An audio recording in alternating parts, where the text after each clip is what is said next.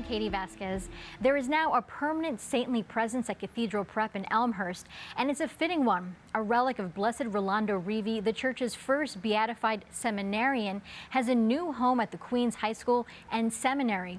Their rector-president hoping the Italian teen will guide these young men contemplating the priesthood. Let us pray.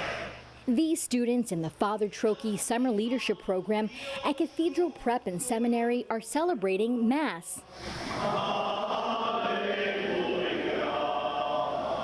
With one special guest.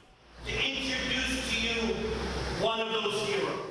Father James Caroli, the rector-president at Cathedral Prep, was in northern Italy during Easter week when he noticed portraits of Blessed Rolando Reeve in a church.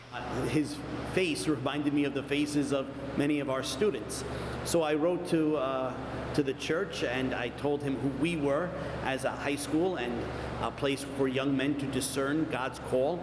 And as a gift to the school, they had given us this relic. He always wanted to be a priest. During his homily, he explained the story of the seminarian, a man he hopes these young Catholics will view as a hero. When the seminary closed because of World War II, he continued to wear the cassock. And his mother said, please take it off because we don't want you to be a victim. And he said, I can't because I belong to Christ. Reeve was only 14 when he was executed by fascists who declared there would be one less future priest. That struck a chord with students. Oftentimes, in the matter of faith, the strongest flames often die out the fastest. It shows you a guy who really didn't back down with what his religion was, what his beliefs were, and it showed us that no matter what dark times are there, there's always a light somewhere. Each of these young men were able to venerate the relic, a piece of a man not unlike themselves. You know, most people will never get a chance to touch like a piece of someone's hair, a sliver of their heart, or something like that. It was special like that, yeah. Again, that Reeve relic is staying in Cathedral Prep's chapel. It's not open to the public, but students at the high school can visit anytime.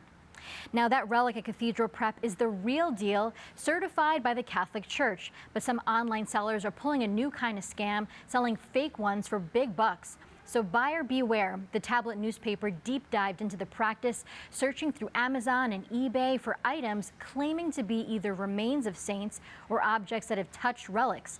The church is completely condemning the practice, and the paper even spoke to a relic rescuer who was trying to stop these sales. To make sure this doesn't happen to you, pick up the paper at your local church. Plus, you'll be supporting the tablet and their journalistic endeavors by joining their membership program. To learn more about it and see the full list of all the prizes you can get for your generous donation, just go to thetablet.org/become-a-member. The votes are in, and it's a pro-life loss. The state of Ohio wants to protect abortion access. It comes as a warning for anti-abortion states across the nation. Voters there just rejected a ballot measure that would have made it more difficult to enshrine abortion rights in the state's constitution. President Joe Biden called it a win for democracy and for women. Meanwhile, many Catholics in Ohio still have hope this amendment could be defeated this fall. Here to talk more about that, the national correspondent for the Tablet and Crux, John Lavenberg. Hi, John. How's it going? Katie. Good, thanks. Oh, good. So what was the reaction of the Ohio bishops to this vote? Yeah, so I spoke with someone from the Ohio State Catholic Conference, which represents the state bishops today. And what they said is that before the vote on issue 1, the state's bishops didn't take a stance, they remained neutral, and that they still remain neutral on it. And they said that's because they view this as a procedural vote that it would amend the state constitution, opposed to a vote on a moral issue that is something they would normally speak on. So at this point, they're just focused on November and making sure that that abortion amendment doesn't get passed. And then based on the voter turnout, an overwhelming vote against issue 1, why do they still say that they can defeat the abortion amendment on the ballot this fall?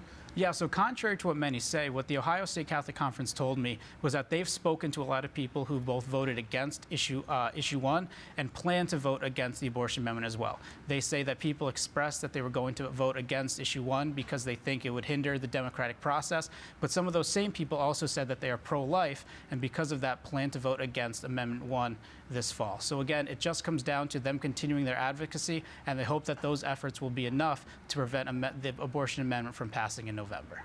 Now, you mentioned that advocacy. So what does that advocacy look like?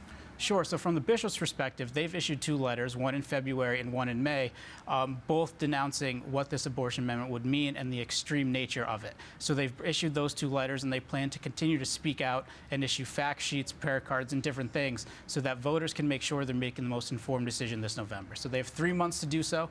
They're confident that they can put their best effort forward and hopefully get the number of votes to turn down this amendment. Thank you, John Lavenberg, national correspondent for the Tablet and Crux. Thank you so much for joining us. Thank you, Katie. Back in New York, 7 Sisters of Life took their perpetual vows at St. Patrick's Cathedral in Manhattan. Those final promises are a commitment to Christ through a life of obedience, chastity, and poverty.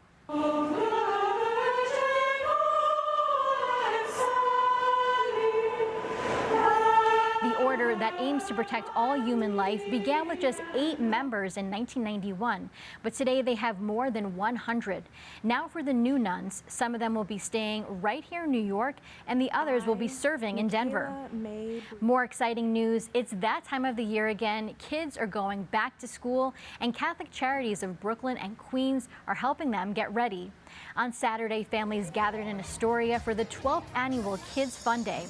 Of course, the event had games and prizes for the young people, but it also featured interactive health and wellness stations, as well as giveaways for students where they received essential school supplies and backpacks. That is this Currents News Update. I'm Katie Vasquez. Thank you for joining us because we are putting your faith in the news. Hope to see you again next time.